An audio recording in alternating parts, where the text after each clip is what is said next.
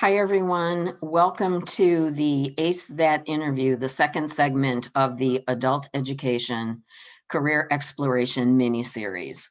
I'm Valerie Kazubel, the Adult Education Career Advisor, and I'd like to talk to you a little bit about how you can really stand out in an interview. And that interview can be either in person, it could be virtual, it could be on the phone, um, it, any form at all of contact that you have with an employer, you need to think of as an interview. So what you want to do is you want to make sure that you are prepared and you do your research. So before any interview, no matter any kind of contact with an employer, you want to make sure that you review the company and that you're sure that you understand what jobs that they have open. It could be that there's a job that you think is perfect for you, but then when you look at their site, there are other positions that are similar that are interesting to you. So make sure that you're knowledgeable about the company as well as what openings they have so that you can be in a conversation with an employer and maybe mention some of the other opportunities that you've seen. You definitely want to update your resume and look at your social media profiles. Remember, this isn't the time to have cute, funny entries on your Facebook, Instagram, Twitter, TikTok. Those are all hilarious, all very funny, but they don't present a business or professional side to you. And right now, when you are out there looking for work, you want everything that represents you to represent you in a professional manner. So make sure you update your resume and check out your social media profiles. Practice your introduction. On the previous resume tips video, we talk about a branding statement. And basically what that is it answers the questions of who you are, what your focus is, what your skills are, why you're a good fit. So think about those specific questions, and that's your introduction, whether you are asking somebody to be a reference, a professional reference for you, whether you are telling a friend that you are looking for a position and you can tell them why you're a good match for the position that you're looking for. They may not have one at their company, but they may know someone who has one. And once you fill them in on all of your skills and why you're a good fit, they can better represent you to the other people that they know. You always want to use professional communication. This isn't the time for slacking back, or you want to present yourself in a positive, energetic, and use the language. If there's language that is typical to your industry, make sure you're using that language as well. You want to keep organized. So how are you keeping organized? Spreadsheets are a great way. So you want to make sure that if you're applying to, let's say you've applied to 10 different online positions and you get a call someday from someone and you don't remember what company they're from, you don't remember what the job is. If you have an Excel sheet that you keep with you either digitally or printed out, so you have a hard copy, you can refer to that and it'll be very impressive to the hiring manager who's calling you to set up that first contact. They will understand if you don't remember who you are or what the job was, that's for sure. They will understand it, but it will be so much more impressive if you're organized and you know who they are and what job you applied for. And then lastly, remember to send thank you notes. They really stand out. They show the employer that you are still interested in the job, that you want to reiterate in the thank you note that you think you're a good fit, and how much you would like to be continue to be considered for the job. All things that are good to remember. Okay, so when you're preparing, one of the things that you can do is, and I've got a link to the Balance Careers website, and they've got an article called Top 10 Interview Questions and Best Answers. It doesn't matter whether you're in person, on the phone, virtual. the same types of questions are asked. And basically, they want to make sure that you are somebody who has the skills for the job, that you are going to fit in with the rest of the people in the company or the department that you're working in, and that you're somebody who wants to work for them and you're not just looking for an interim job right now just to make money. So those are the points you want to remember when you're answering those questions, is you want to put something like that across. The other thing, so you can just do a web search on top 10, top interview questions. You'll get all kinds of lists, but make sure you look for one that gives the best answers as well, and then explains why they are the best answer. And then I also have a link here to Indeed.com, which normally when you get to the Indeed.com homepage, you end up right here with this tab highlighted, and you put in what field you're interested in and what your location is. But they also have a section for company reviews, which is something that you'll also be interested in. That's one of the places where you can find out about the company, and you can also hear what current employees, former employees thought of the company and working there, what the climate is like.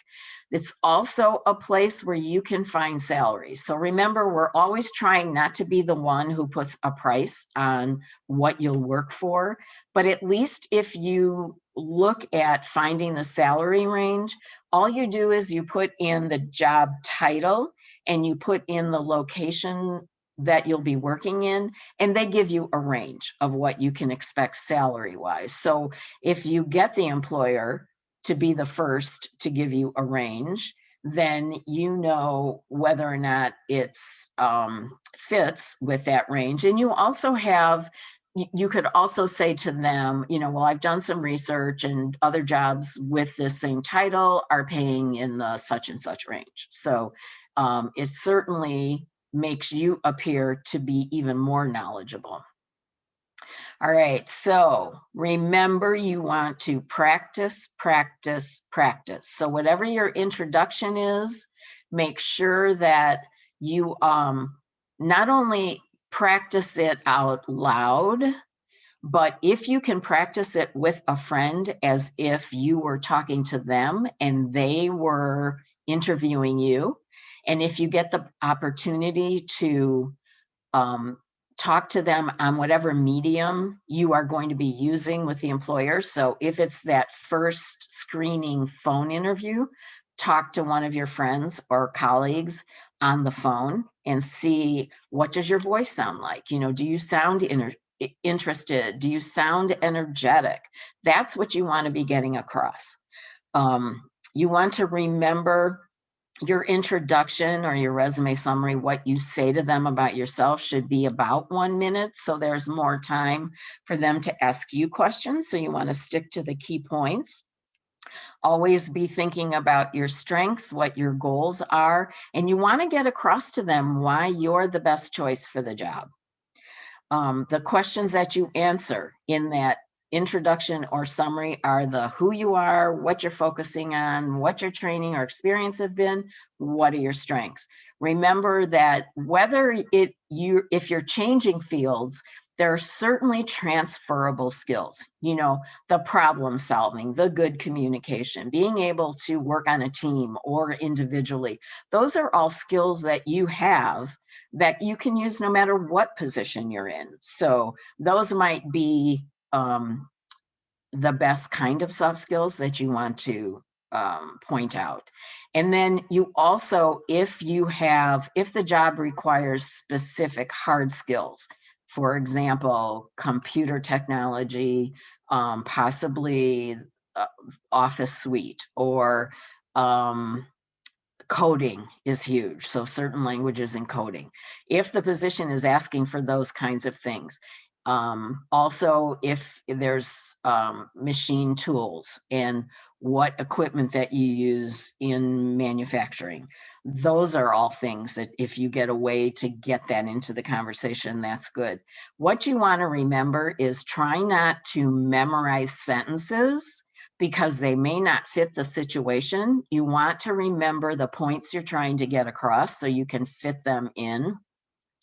And you use this introduction as your way to start networking. So you're going to have to make some cold calls or walk up to people in a networking situation or social situation. And this 1 minute commercial on you is a great way to start. You always want to be professional in everything that you do, in every contact that you have with the employer.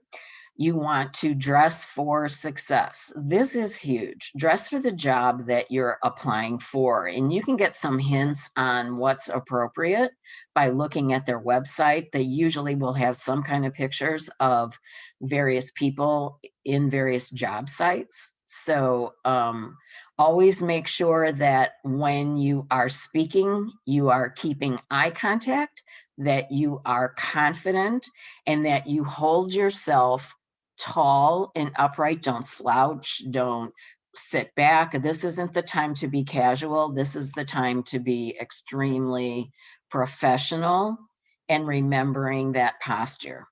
And then if you get to the point where almost always at the end of every interview, you're offered the opportunity to ask questions. So here are a few questions that you might want to ask. It's always good to ask what the career paths are. And by asking that question, you're letting them know that you're not looking for just a job and money right now.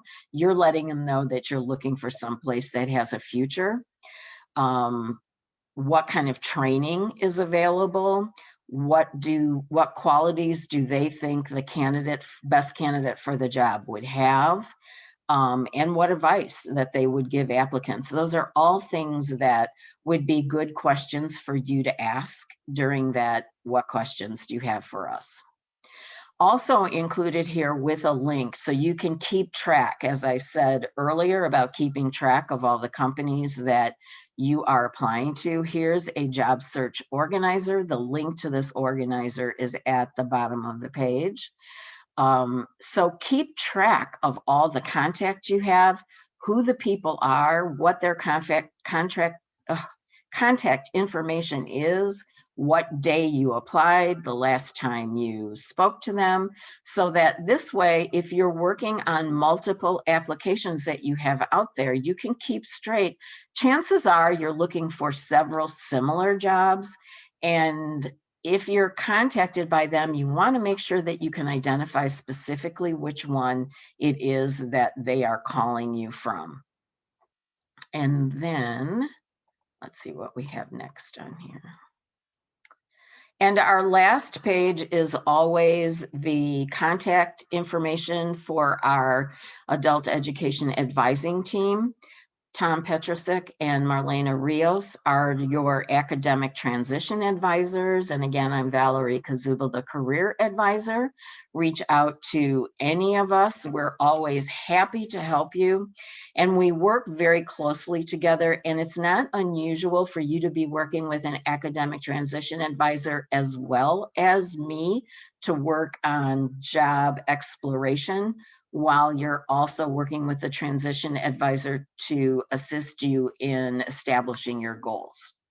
So thank you for joining us. I hope you will join us for part 3 of organizing your job search.